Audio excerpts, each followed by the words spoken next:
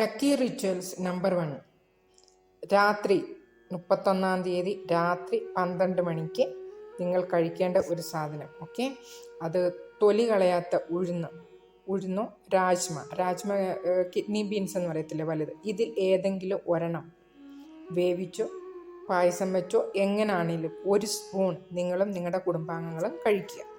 അതിനുശേഷം നിങ്ങളുടെ dining table ഇല്ലാത്തവർക്ക് എവിടെയല്ലോ നമ്മൾ ഫ്രൂട്ട്സ് വയ്ക്കുന്ന ഒരു ട്രേ കാണുമല്ലോ, ആ ട്രേക്കകത്ത് ഓറഞ്ചും പിന്നെ അതിൻ്റെ കൂട്ടത്തിൽ മാതള നാരങ്ങയും വാങ്ങിച്ച് വെക്കുക. രാവിലെ എഴുന്നേറ്റ് വന്ന് എല്ലാവരും അത് നമ്മൾ കാണുന്നോട്ട് രാവിലെ എണീറ്റ് വന്ന് അത് നിങ്ങൾ കാണുക. ഇത് ഒരു വളരെ നല്ല ഓസ്പീഷ്യസ് ആയിട്ടുള്ള ഒരു റിച്വലാണ്. അപ്പോൾ എല്ലാവരും അതും ചെയ്യുക. അപ്പോൾ 2 ഉപായമായല്ലോ.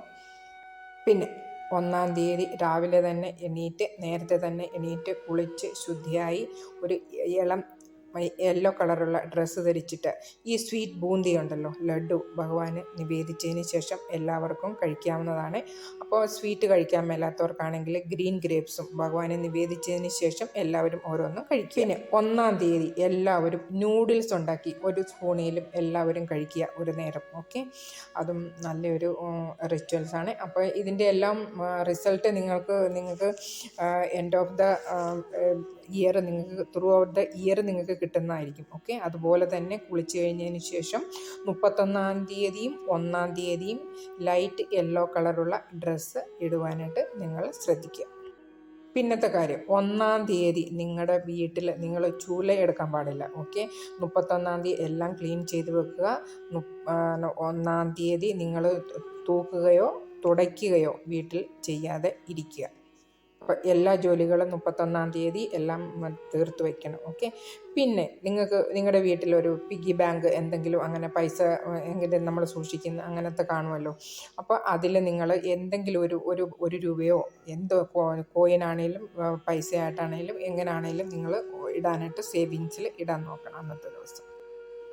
നെക്സ്റ്റ്, അന്നത്തെ ദിവസം നിങ്ങളുടെ ഇടത്ത് കൈയിൽ ആണാണേലും പെണ്ണാണേലും കുട്ടികളാണേലും എല്ലാവരാണെങ്കിലും ഈ 24 വർഷം മൊത്തം, ഓക്കെ, 2024 വർഷം മൊത്തം ഇടത്ത് കൈയിൽ ഒരു യെല്ലോ കളറുള്ള ചരടോ അല്ലെങ്കിൽ നിങ്ങൾ ഗോൾഡൻ ഒരു ബ്രേസ്ലെറ്റോ ധരിക്കാവുന്നതാണ്.